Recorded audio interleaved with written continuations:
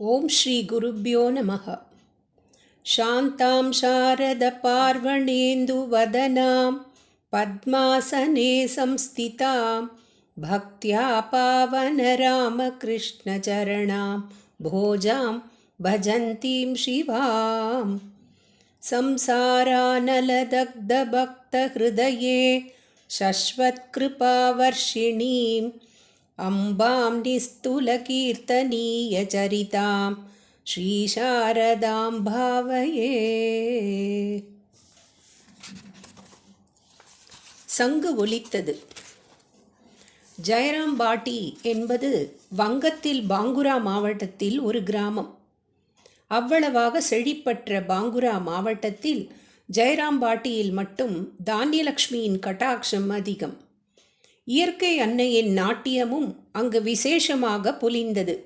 தெளிந்த நீரோடு ஆமோதர் என்ற ஓடை ஜெயராம்பாட்டியை அணைத்து ஓடும்.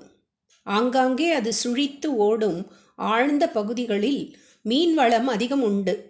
வங்காளிகளில் பிராமணர்கள் உட்பட எல்லோருக்கும் இந்த ஜலபுஷ்பத்தில் ருச்சி உண்டு. அது அந்த தேசாச்சாரம். கிராமத்தின் வடக்கே ஆமோதர் நதி அழகிய தீப கர்ப்பத்தை அமைத்து தந்தது. அங்கே பச்சென்று வானோங்கிய விருட்சங்கள் உழைப்பாளிகளான மக்களை உழைப்புக்கிடையே ஓய்வு கொள்ள வா என்றழைத்து குளிர் நிழல் தந்தன. பசுமையின் பறக்கும் ரூபமாக பலவித புள்ளினங்கள் அங்கு நிறைந்திருக்கும். பசுமையின் குரலை அவை பாடி பரப்பும். சாதுக்கள் அங்கு ஓடையிலே ஸ்நானம் செய்துவிட்டு நிச்சிந்தையாக ஆனந்தமாக அமர்ந்திருப்பார்கள். அவர்களது மனத்தின் காருண்யத்துக்கு அந்த பசுஞ்சோலை வெளி உருவம் எனில், அதே மனதில் நிலவிய வைராகியத்துக்கு சின்னம் போல் அப்பசுமைக்கு பக்கத்திலேயே ருத்ரபூமியும் இருந்தது. பசுமைக்கு ஜீவசக்திக்கு ஆதாரமான அம்பாள் அழிக்கும் காலியாக சிம்ஹவாகினியாக ஜெயராம்பாட்டியில் கோயில் கொண்டிருந்தாள். வங்காளிகள் சக்தி வழிபாட்டில் தலை சிறந்து நிற்பவர்கள். நாம் அம்பாளை பொதுவில் லலிதையாக சௌமிய ரூபத்தில் வழிபடுகிறோம். வங்காளிகள் மகா காளியாகவே வழிபடுவார்கள். சிம்ஹவாகினியை ஜெயராம்பாட்டியின் நாயகியாக ஆக்கியவர் கேலாராம் முகர்ஜி.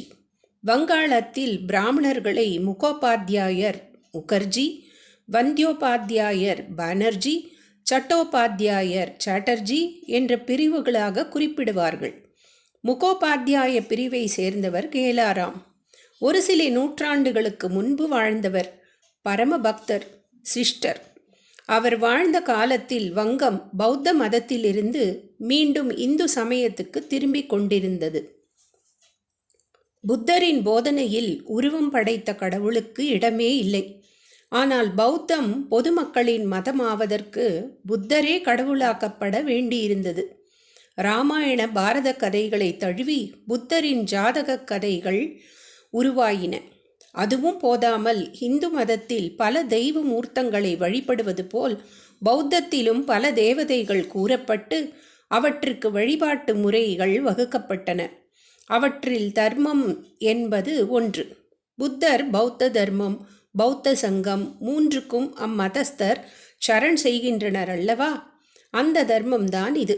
பூர்வத்தில் ஜெயராம்பாட்டியின் சமய வாழ்வுக்கு மையமாக இருந்தது தர்மத்தின் ஆலயம்தான்.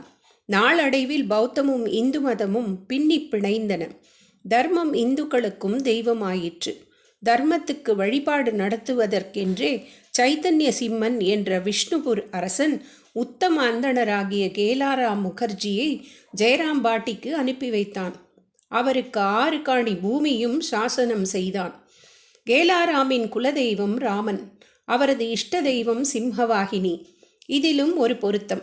அவருடைய பெயரிலேயே ராமன் இருக்கிறான். அவரை அனுப்பிய மன்னன் பெயரில் சிம்மம் இருக்கிறது. கேலாராமும் அவரது சந்ததியாரும் தங்களது நல்லியல்புகளால் ஜெயராம்பாட்டி மக்களை கவர்ந்தனர். அவர்களையே மக்கள் புரோகிதராகவும் அர்ச்சகராகவும் கொண்டனர். இது காரணமாக அவர்களது இஷ்ட தெய்வமான சிம்ஹவாகினிக்கும் யோகம் அடித்தது. ஏற்கனவே அந்த கிராமத்தில் 2ஆம் பட்சமாக விளங்கிய சிம்ஹவாகினி ஆலயம் இப்போது சிறப்பு பெறலாயிற்று. கேலாராம் வந்த பின்பு இந்து சமய உணர்வு அங்கு அதிகமாயிற்று. எனவே அந்த இந்துக்களின் வழிபாட்டில் பௌத்த தர்மம் இடம்பெற்ற போதிலும் அசல் இந்து தெய்வமான சிம்மவாகினிக்கு மவுசு அதிகமாயிற்று. அவளே அந்த ஊரின் முக்கியமான தெய்வமானாள். ஆயினும் அவள் ஒரு சாமானிய குடிசையிலேயே குடிகொண்டிருந்தாள். வங்கத்தில் சிறிய கோயில்கள் வீடு போலவே தோற்றமளிக்கும் எளிய மக்களுக்கு ஏற்ற எளிய தெய்வங்கள். நம் அம்மாவினால் ஜெயராம் பாட்டி பெருமை பெற்ற பின் இப்போது சிம்மவாகினிக்கும் சற்றே விசாலமான ஆலயம் ஏற்பட்டிருக்கிறது. சிம்மவாகினி குடிசையில் இருந்தபோதே தர்மத்துக்கு செங்கல்லால் கட்டிய கோயில் இருந்தது. தர்மம் என்றால் அந்த விக்கிரகம் எப்படி இருக்கும், அதற்கு எத்தனை கைகள், என்னென்ன ஆயுதங்கள் வைத்திருக்கும் என்ற கேள்விகள் எழுகின்றன அல்லவா? தர்மத்துக்கு கையும் கிடையாது, காலும் கிடையாது, ரூபமே கிடையாது. 4 கால்களுடன் கூடிய ஒரு மணைப்பலகையை தான் தர்மம் என்று வழிபட்டனர். மணைப்பலகை நம் பக்கத்தில் ஏழை எளியவர்கள் வழிபடும் மஞ்சள் பூசிய செங்கல், வடக்கே புரி ஜெகநாதம் போன்ற ஸ்தலங்களில் உள்ள அங்கலக்ஷணமற்ற மூர்த்தங்கள். இவற்றை பார்த்தால் தீஞ்சுவை உணர்வு பெற்ற நமக்கு பக்தி ஏற்படாமல் இருக்கலாம். ஆனாலும் நம்பிக்கை உருவான கோடானு கோடி எளிய மக்கள் இவற்றை வழிபட்டு அருள் பெற்று வருகிறார்கள். தவம், தூய்மை, தயை, சத்தியம் என்ற 4 கால்கள் கொண்டது தர்மம் என்று நம் சமய நூல்கள் கூறுகின்றன. பரமேஸ்வரனை தாங்கும் 4 கால் கொண்ட ரிஷபம் தர்மத்தின் வடிவமே. சிம்மவாகினியான காளியை தாங்கும் சிம்மமும் தர்ம வடிவமே. உயர்ந்த அனுபூதியில் ஞானிகள் கம்பீர ரிஷபமாக சிம்மமாக கண்ட தர்மத்தையே 4 கால் மணையாக பாமரர்கள் வணங்கினர். ஜெயராம் பாட்டி இந்து கிராமமான பின் தர்மம் இந்து தெய்வமாகிவிட்டது. இப்போது அதற்கு யாத்ரா சித்திராயன் என்று பெயர் வைத்துவிட்டனர். அம்மக்கள் யாத்திரை போவது அபூர்வம்தான். யாத்திரையை நல்லபடி முடித்து திரும்புவது அதைவிட அபூர்வம். கல்கத்தாவிலிருந்து சுமார் 60 மைலில் உள்ள கிராமம் அது. ஆனால் இந்த கதை தொடங்கும் போது இந்த 60 மைல்களை கடக்க 3-4 நாட்கள் பிடிக்கும். காட்டு வழி, ஒரே கள்ளர் பயம். பணக்காரர்கள்தாம் வண்டியோ பல்லக்கோ வைத்து கொள்ள முடியும். மற்றவர்கள் நடந்துதான் செல்ல வேண்டும். ஆனால் அப்படி செல்கிறவர்களும் மிக குறைவு. ஏனெனில் அம்மக்கள் கல்கத்தா செல்வதற்கு அவசியமே இருக்கவில்லை. இந்த நாள் வசதிகளோடு ஒப்பிட்டால் அன்றைய ஜெயராம் பாட்டியில் சுகவாழ்வுக்கு ஏதுமே இல்லை என்றுதான் தோன்றும். ஆனாலும் அந்த காலத்தில், அந்த காலம் என்பது வேறேதோ யுகத்தையோ சகாப்தத்தையோ குறிப்பிடவில்லை, 1 நூற்றாண்டுக்கு முந்தைய காலம்தான் அது. மக்களுக்கு தங்கள் கிராம எல்லையை விட்டு வெளிச்செல்ல வேண்டிய தேவையே இருக்கவில்லை. வேண்டிய நெல்லும் கோதுமையும் கரும்பும் காய்கறியும் பருப்பு வகைகளும் மிளகாயும் மஞ்சளும் அந்த கிராமத்திலேயே கிடைத்தன. வங்காளிகளுக்கு மெத்த பிடித்த இனிப்புகள் வாங்க வேண்டுமானால் 3 மைலில் காமார்புகூர் இருந்தது. ராமகிருஷ்ணர் என்ற இனிப்பு பிறந்த ஊர் அதுதான். துணிமணி, உப்பு, மசாலா பொருட்கள் வாங்க வேண்டுமானால் 5 மைலில் உள்ள கோதுல்பூர் அல்லது கயாபாத் பத்தன் கஞ்சுக்கு போவார்கள். அந்த மக்களுக்கு வாழ்க்கை நடத்த இதை தவிர வேறெதுமே தேவையாக இருக்கவில்லை.